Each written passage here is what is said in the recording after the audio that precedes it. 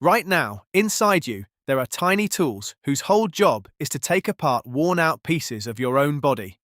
They've been doing it your entire life. Quietly. Safely. Locked away where they can't cause harm. They are the reason you are still working, and they will be the first thing that turns on you. Not bacteria, not anything from outside. You.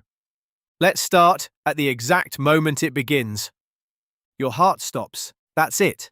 That's the starting gun. Everything from here follows from one simple fact. The blood has stopped moving. Because blood was never just there to keep you warm. It was a delivery service. Every cell in your body is fed by it. Oxygen in, waste out, all day, every day, without a break. The moment it stops, every cell in your body is suddenly cut off. No food coming in, no rubbish being taken away. And the first part to notice is the one that complains the loudest. Your brain. Your brain is an incredible energy hog.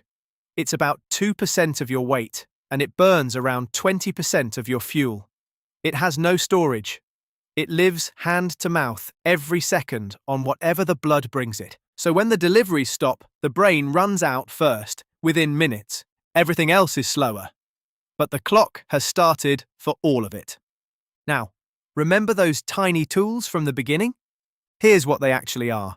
Inside almost every cell you have, there are little bags of powerful stuff, chemicals whose job is to break things down. When a part of the cell gets old or damaged, these chemicals dissolve it so it can be recycled. It's how you stay new. Bits of you are being taken apart and rebuilt constantly.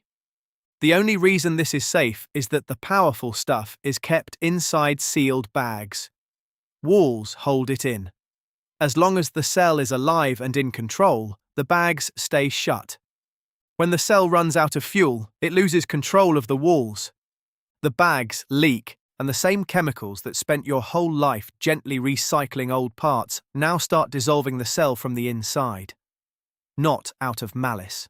They're just doing the only thing they know how to do, except now nobody is telling them where to stop.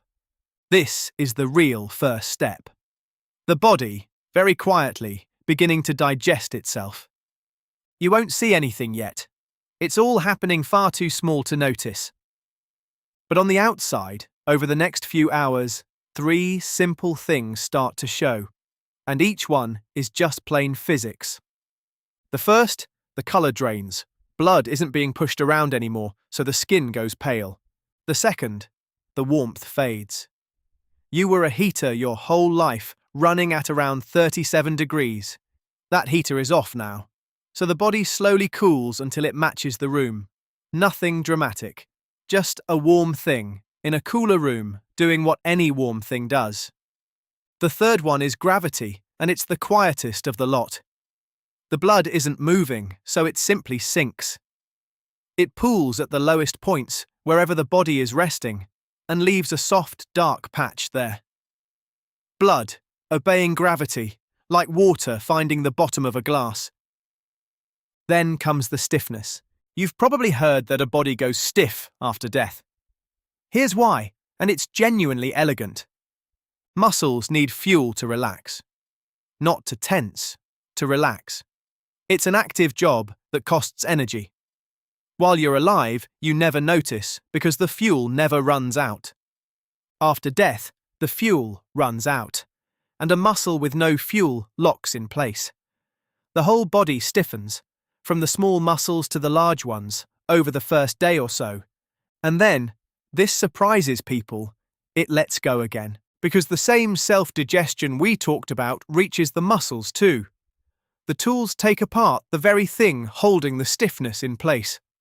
The body softens once more. It relaxes in the end, whether it wants to or not. That's the first day. Clean, quiet, invisible, and driven entirely by 2 things running out: fuel and oxygen. Now it gets more crowded, because you have never, at any point in your life, been alone inside your own body. Right now, in your gut, there are trillions of bacteria, more of them than there are cells of you. They help you digest your food.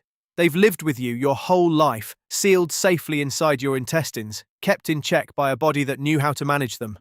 The body isn't managing anything now. So they spread. Out of the gut, into everywhere else, exploring a place that was always walled off before. And as they feed and multiply, they release gases, the same way any tiny living thing does. This is the part people find grim, so let's be plain about it and move on. Yes, this is where the smell comes from, and yes, the gas causes some swelling. It's simply bacteria eating, in a place that no longer has a landlord. But look at what's actually happening underneath the unpleasant bits. You were never a single thing. You were a community, a vast, cooperating crowd of your cells and their cells, held together and organized by a living body. Death doesn't end the community. It just removes the management. And for a while, the community carries on without a boss. Now, we move from days into weeks, and the story stops being only about you and starts being about everything around you. Because a body is, to the rest of nature, an enormous and rare gift. A huge, concentrated pile of nutrients sitting in one place. And nature does not waste that. Insects arrive, often within a day, and they arrive in a strict order, different ones for each stage, so precisely timed that investigators can read a body like a clock and tell how long it's been there. Nothing is coordinating them. Each simply shows up when its part of the meal is ready. Over weeks, the soft parts are broken down and carried off and returned to the soil. And here is the detail I love most in this whole story. The ground directly beneath a body becomes, for a season, some of the richest soil around. All those packed-in nutrients get released into the earth in one place, and the plants notice. For a while afterwards, the growth right there is greener and thicker than anywhere nearby. A body doesn't just disappear into the ground. It briefly turns one small patch of the world into a garden. Eventually, the soft parts are gone entirely, and what's left is the framework, the bones, and bone is stubborn. It can last years, centuries, sometimes far longer. It's the slowest chapter, and depending on where it rests, it can be almost no chapter at all, or an extremely long one. So let's go back to the question we started with. What happens to your body when you die? The honest answer is, it gets taken apart, carefully, and given away. Nothing is destroyed. That's not a comforting line, it's just chemistry. Atoms can't be destroyed. Every atom in you right now was made in a dying star and has already been 1,000 other things before it was briefly you. The water goes back to being water. The minerals go back to the soil. The carbon goes back into the air and into plants and into the next living things that breathe and eat and grow. You are not, and never were, a single fixed object. You are a pattern that borrowed some atoms for a while and organized them beautifully and held them together for one lifetime. And when the pattern stops, the atoms don't stop. They just go and do